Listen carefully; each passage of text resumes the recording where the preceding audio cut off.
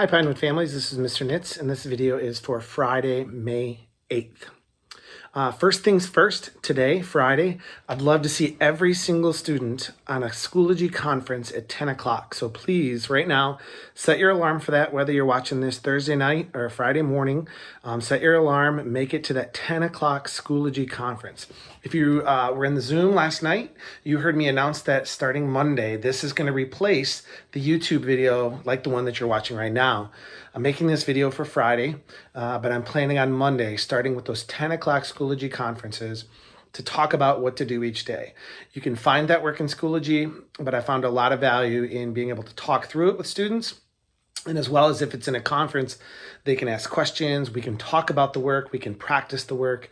And again, as we get to more difficult topics, as we get past review things that we haven't covered ever before this year, it's going to be important to have that teacher interaction and student interaction in our Schoology conferences. So please make sure that today, Friday, that you come on to Schoology, log in under the conference. There's about 12 students who have never done that before, and I'd love to see all 12 of you tomorrow.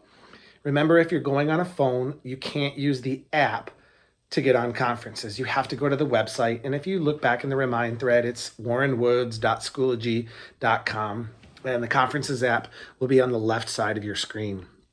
Well, very quickly, I'm going to go through today's work, even though I know we'll be working on it in the Schoology conference. But some of you might not catch this YouTube video until after 10 o'clock and you'll miss the conference. So I'll go through it quickly here now. First, in math, what I'm going to ask you to do is submit one of the 3 multiplying mixed number sheets that you've done so far this week. So I know that I've changed and made them where you have to do about half of each worksheet. Let's stick with that goal. Make sure that your answers are simplified as well as changed into mixed numbers. So there should be no improper fraction answers. And you need to start checking for work to be simplified. A lot of you have submitted work over the last week or two that your processes are correct, but you didn't simplify your answer. I'm getting answers like 6/8 that needs to be simplified to 3/4. I'm getting answers like 24/5, which needs to be changed into 4 4/5. So please make sure that your answers are in mixed number form and that they are simplified. Double check each one. Don't just guess by looking. Sometimes fractions surprise us when they can be simplified. So pick one of those, make sure that you turn it in with your work shown, whether you send it as a picture on the Remind app or as a picture in Schoology. Make sure that you submit that by Saturday. Next, we have one more short read for this week. For those of you Marvel fans, it's actually about Thor and Loki. So it sounds pretty interesting. I looked at it today, and it's got the same format where you are writing down the events in the boxes and then using those boxes to write 2 short paragraphs on the back. Earlier this week, I had talked about choosing any reading assignment that you wanted to turn in, but today I've finalized that this last one, I would like every single person to submit this one. So please submit both sides, the front which has the boxes filled out and the back which has the paragraphs on them. Those 2 assignments are due. Turn them in today or tomorrow. Last, your social studies weekly quiz is live and online, so you can take that quiz about week 15 or issue 15 in Studies Weekly. So 3 things today: Studies Weekly quiz, turn in one of your math assignments from this week, and then read the attached PDF about Thor and Loki, fill in the boxes, and write it out in order, the events in paragraphs. Last thing in our video today, I'm going to read from chapter 6. It's actually a long chapter, so I'm only going to read chapter 6, and then I'm going to ask you to read chapter 7 over the weekend. So whether you read it off of this PDF file that's attached or whether you read it from the chapter book, read chapter 7 on your own after we finish chapter 6. Well, here we go in Tuck Everlasting from chapter 6. Afterward, when she thought about it, it seemed to Winnie that the next few minutes were only a blur. First, she was kneeling on the ground, insisting on a drink from the spring, and the next thing she knew, she was seized and swung through the air, open-mouthed, and found herself straddling the bouncing back of the fat old horse, with Miles and Jessie trotting along on either side, while May ran puffing ahead, dragging on the bridle. Winnie had often been haunted by visions of what it would be like to be kidnapped, but none of her visions had been like this, with her kidnappers just as alarmed as she was herself. She'd always pictured a troop of burly men with long black mustaches who would tumble her into a blanket and bear off with her like a sack of potatoes while she pleaded for mercy. But instead, it was they, May Tuck and Miles and Jessie, who were pleading, "Please, child, dear, dear child, don't you be scared." This was May, trying to run and call back over her shoulder at the same time. "We wouldn't harm you, for the world. If you yelled or anything," this was Jessie, "someone might have heard you, and that was too risky." And Miles, "We'll explain it as soon as we're far enough away." Winnie herself was speechless. She clung to the saddle and gave herself up to the astonishing fact, though her heart was pounding and her backbone felt like a pipe full of cold running water, her head was fiercely calm.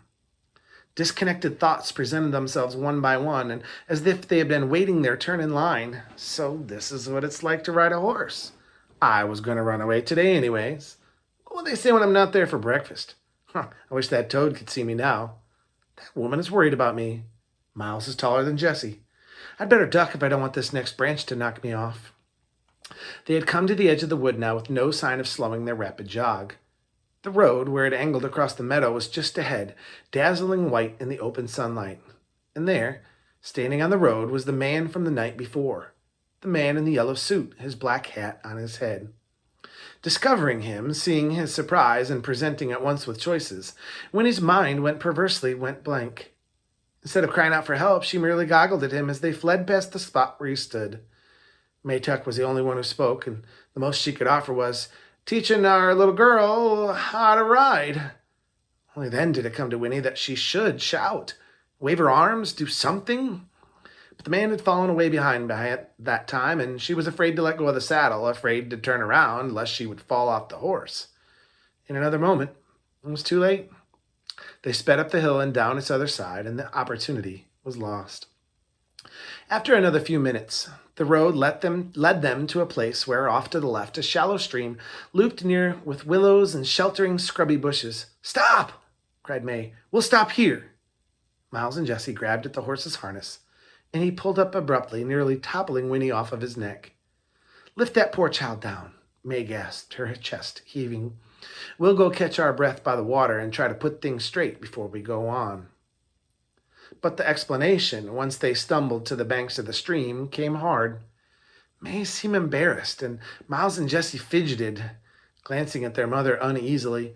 No one knew how to begin. For her part, Winnie, now that the running was over, she began to comprehend what was happening, and with the comprehension, her throat closed and her mouth went dry as paper. This was no vision. This was real.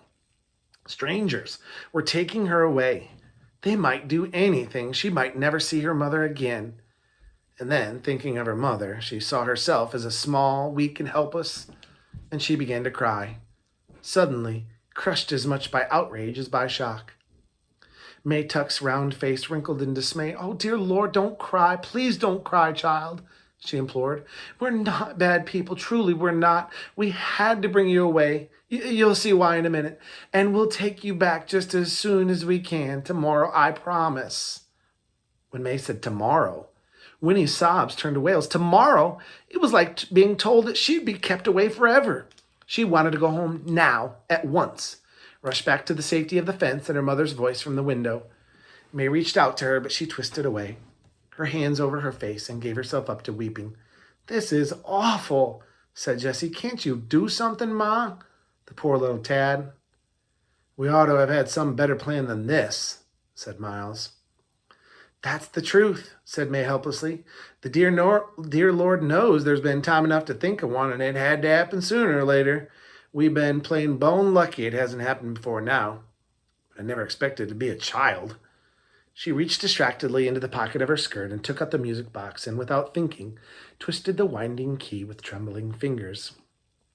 When the tinkling little melody began, Winnie's sob slowed. She stood by the stream, her hands still over her face, and listened. Yes, it was the same music she'd heard the night before. Somehow it calmed her.